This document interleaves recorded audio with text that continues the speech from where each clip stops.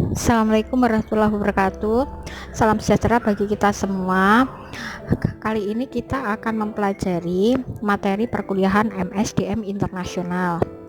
Sebelum kita belajar lebih jauh, marilah kita mempelajari materi pengantar MSDM Internasional, yaitu memahami MSDM Internasional, domestik dan strategi, view of IHRM.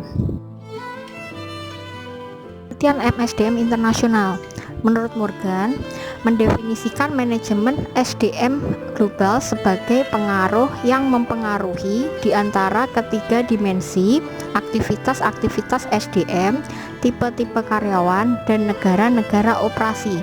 Menurut Dowling, MSDM internasional adalah penggunaan sumber daya internasional untuk mencapai tujuan organisasi tanpa memandang batasan geografis.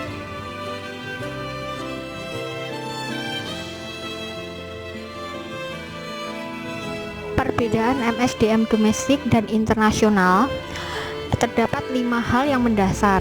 Yang pertama, lebih banyak fungsi. Terdapat fungsi untuk dijalani pada MSDM internasional yang tidak terdapat pada domestik. Di antaranya perpajakan internasional, relokasi dan orientasi internasional, pelayanan administratif bagi orang-orang asing, dan relasi dengan pemerintah setempat. Yang kedua, lebih banyak fungsi heterogen. Walaupun fungsi yang sama harus dijalani, semua menjadi lebih beragam dan kompleks karena semuanya harus dilimpahkan kepada kelompok-kelompok pegawai yang berbeda. 3. Lebih banyak terlibat dalam kehidupan pribadi pegawai.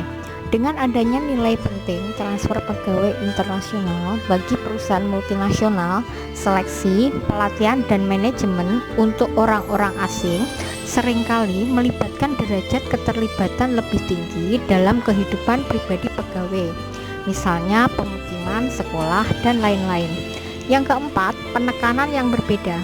Seiring beroperasinya perusahaan-perusahaan asing yang makin banyak, ketergantungan kepada orang-orang asing sering digantikan oleh pemusatan perhatian kepada warga negara setempat.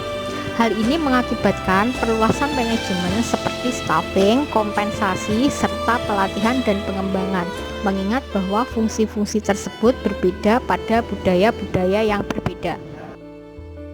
Dan yang terakhir, lebih banyak pengaruh eksternal. Pengaruh eksternal terbesar bagi MSDM internasional adalah tipe-tipe pemerintah dan kondisi ekonominya. Tetapi sebagian mungkin saja berpikir bahwa pengaruh-pengaruh eksternal lainnya adalah persatuan-persatuan organisasi konsumen dan kelompok-kelompok kepentingan lainnya.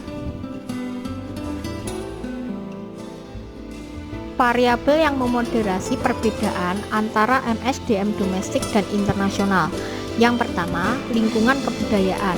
Sebuah karakteristik penting dari budaya adalah budaya merupakan suatu proses yang tidak begitu terlihat, sehingga seseorang tidak selalu sadar akan efeknya terhadap nilai-nilai, sikap-sikap, dan perilaku. Yang kedua, tipe industri. Menurut Porter menyatakan bahwa industri di mana perusahaan multinasional terlibat adalah sangat penting karena pola-pola persaingan internasional bervariasi secara luas dari satu industri ke industri lainnya. Yang ketiga, keyakinan perusahaan multinasional terhadap pasar domestik negara asalnya. Faktor penting yang sering diabaikan yang mempengaruhi perilaku perusahaan multinasional dan praktik SDM adalah tingkat keyakinan perusahaan multinasional tersebut pada pasar domestik. Masalah MSDM bagi perusahaan multinasional. Yang pertama, hambatan-hambatan kebudayaan. Yang kedua, proses-proses manajemen. Dan yang ketiga, masalah-masalah organisasional.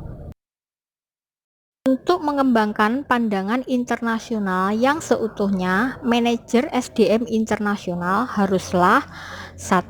Secara eksplisit mengenal bagaimana cara negara asal mengelola sumber daya manusianya, yang merupakan fungsi nilai-nilai dan asumsi-asumsi budaya. Yang kedua, memahami bahwa suatu cara bukanlah yang lebih baik atau lebih buruk daripada cara lainnya di seluruh dunia. Yang ketiga, mengambil tindakan untuk membuat perbedaan kebudayaan dapat dibicarakan dan karenanya dapat digunakan. Dan yang terakhir, mengembangkan suatu keyakinan bahwa cara yang lebih kreatif dan efektif dalam mengelola berasal dari pembelajaran lintas budaya.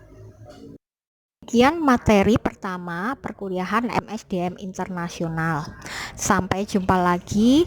Terima kasih. Wassalamualaikum warahmatullahi wabarakatuh.